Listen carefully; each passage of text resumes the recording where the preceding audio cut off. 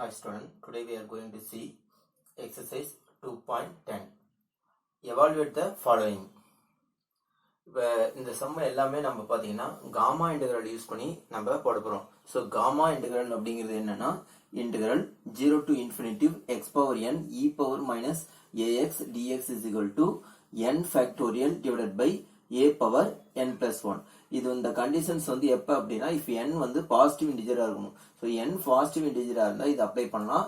இது வந்து இன்டெகிரல் இருக்கும்போது நம்ம யூஸ் பண்ணலாம். பார்த்தீங்கன்னா இதில் வந்து third sum, fourth some, fifth some, இந்த 3 சம் வந்து இந்த காமா இன்டெகிரல் யூஸ் பண்ணி நம்ம போடுவோம். இந்த ஃபர்ஸ்ட் 2 சம் வந்து இந்த காமா இன்டெகிரலோட ப்ராப்பர்ட்டிஸ் யூஸ் பண்ணி நம்ம சம் வந்து போட போறோம். So first question, evaluate the following gamma of 4. இது வந்து காமா, இந்த சிம்பிள் பேர் காமா. So gamma of 4. So gamma of 4 வந்து நம்ம கண்டுபிடிக்க போறோம். So first one gamma of 4. So இந்த காமா ஆஃப் 4 வந்து நம்ம கிட்ட காமா ஃபங்க்ஷன்ஸ் வந்து மொத்தம் 4 ஃபார்முலா இருக்கு. இந்த 4 ஃபார்முலாவில் இது எது சூட் ஆகுதுன்னு பார்க்கணும். இப்போ காமா ஆஃப் 4 வந்து இப்போ பாத்தீங்கன்னா இங்க gamma of n is equal to n minus 1 gamma of n minus 1 if n is greater than 1. So இந்த ஃபார்முலா யூஸ் பண்ணலாம். இல்லைன்னா second formula, third formula. So இதுல பாத்தீங்கன்னா இதுல தேர்ட் ஃபார்முலா வந்து gamma n plus 1 is equal to n factorial இருக்குது.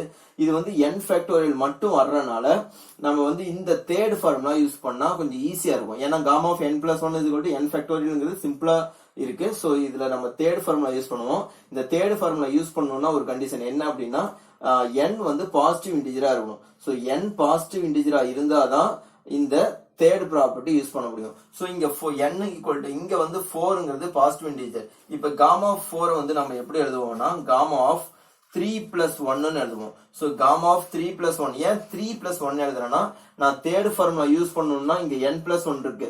So இந்த ஃபார்மேட்டுக்கு நான் கொண்டு வந்தாதான் இந்த தேர்ட் ஃபார்முலா யூஸ் பண்ண முடியும். ஸோ அப்ப காமா ஆஃப் 3 பிளஸ் 1 அப்படின்னு எழுதுறேன்.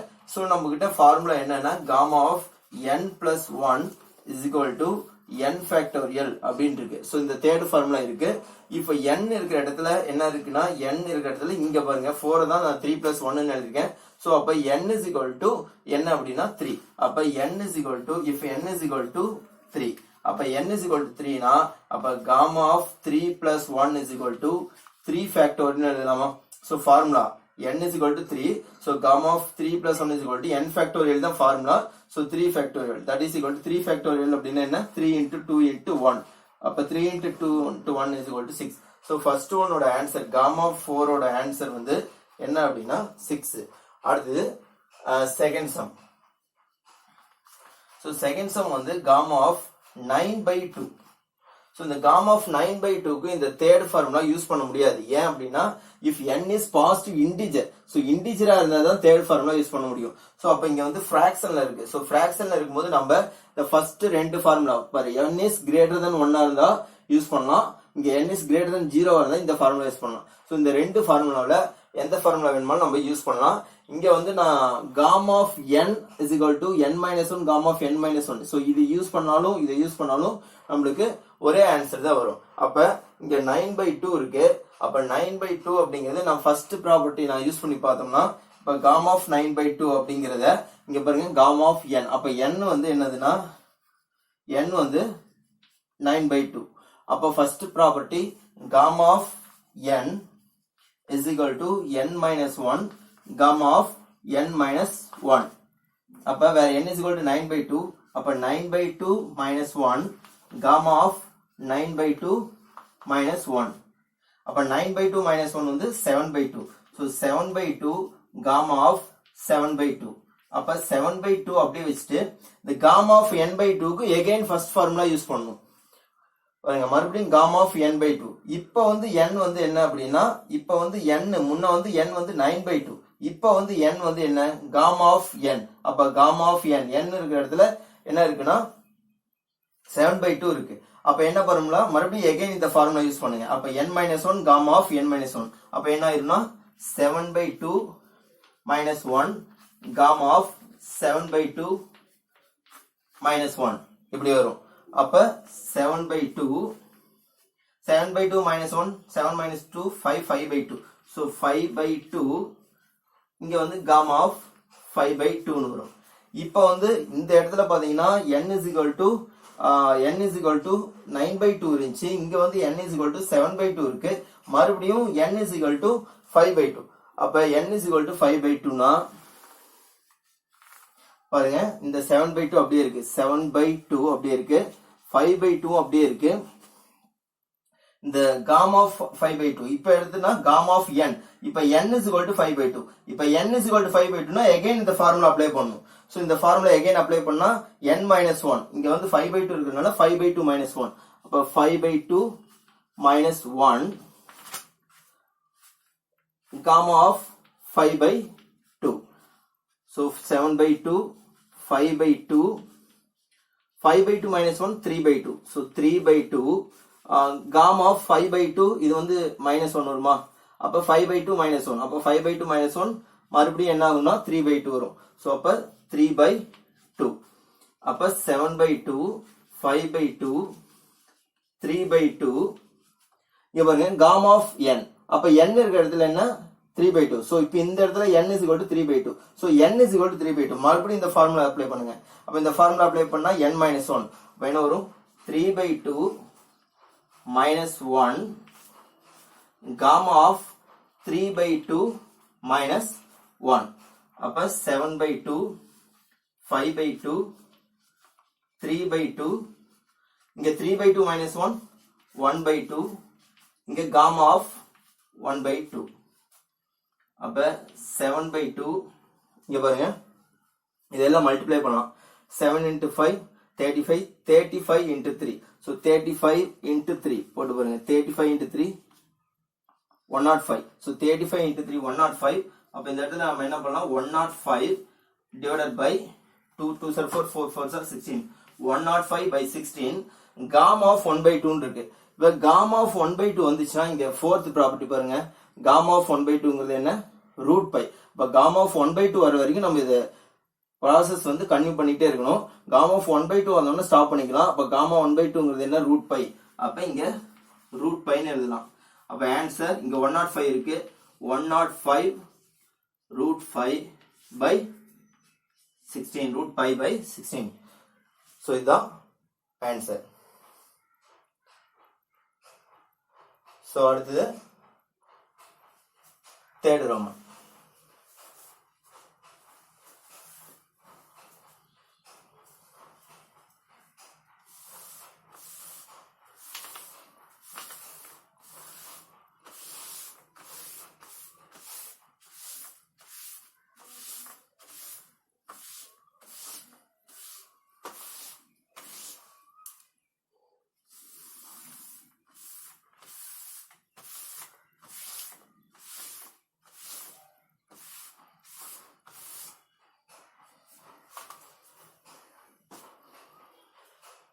அடுத்து தேர்ட் ரோமன்.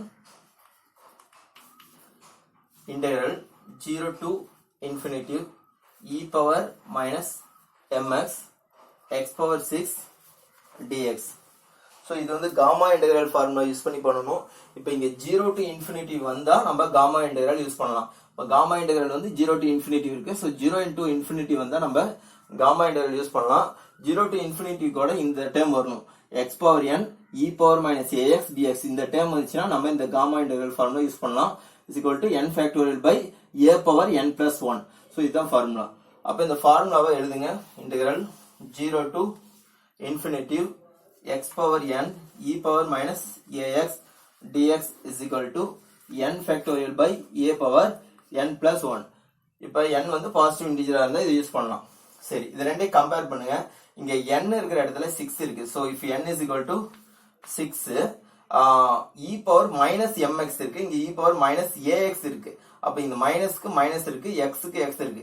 so a இருக்கிற இடத்துல என்ன இருக்குன்னா a இருக்கிற இடத்துல m இருக்கு.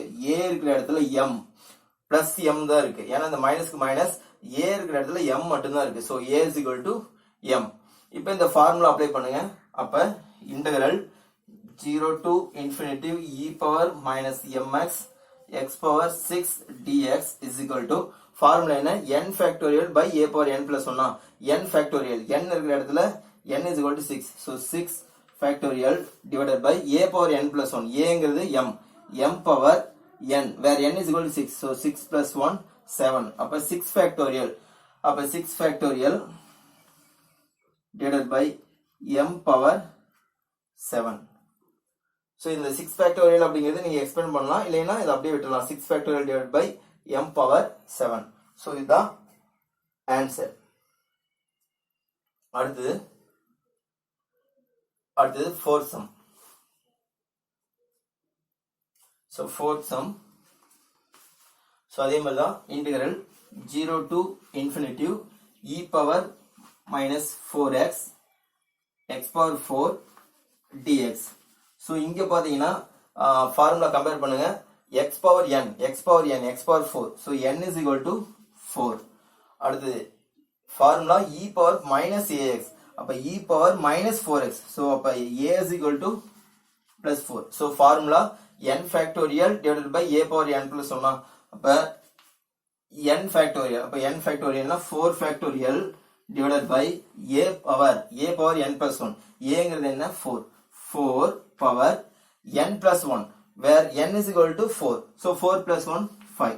அப்ப 4 factorial. 4 factorial னா 4 into 3 into 2 into 1 divided by 4 factorial expansion.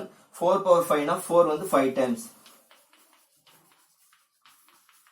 So 4 வந்து 5 times. So இந்த 4 cancel ஆயிரும். அதுக்கப்புறம் 1 2s are 2, இங்க 2 2s are 4 ஆயிரும். அப்ப இங்க 3 மட்டும் தான் இருக்கு மேல. So 3 divided by இங்க வந்து 2 இருக்கு. So 2 4s are 8. 8 into 8. 8 into 16. So 8 into 16. 8 into 4 வந்து 32. 32 into 4.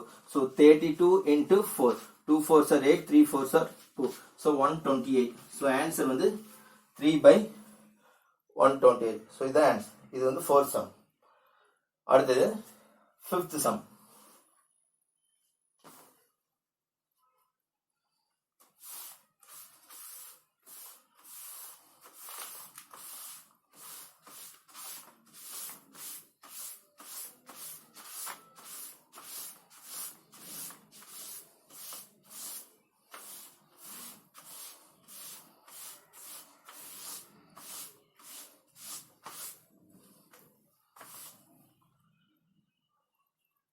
So 5th sum, 0 to infinity e power minus x by 2 x power 5 dx.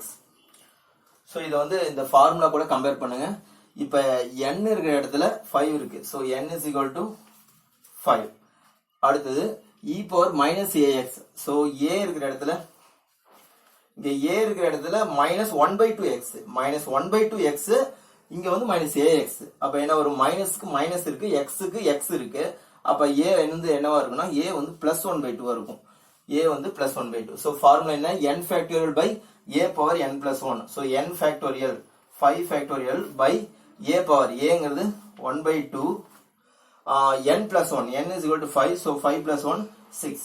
So 5 factorial divided by 1 power 6 1. அதுக்கப்புறம் 2 power 6. So அப்ப 5 factorial into the 1 by 2 power 6 வந்து 2 power 6 by 1 ஆயிரும். அப்ப answer 2 power 6 5 factorial. So இதான் answer. இதை expand பண்ண தேவையில்ல, உங்க புக் ஆன்சர் வந்து இதான் இருக்கு. ஸோ நம்ம இதை அப்படியே ஸ்டாப் பண்ணிக்கலாம். பட் இதை எக்ஸ்பேண்ட் பண்ணி போட்டாலும் ஆன்சர் கரெக்ட் தான். ஸோ 2 power 6 5 factorial இதான் ஃபைனல் ஆன்சர். தேங்க்யூ.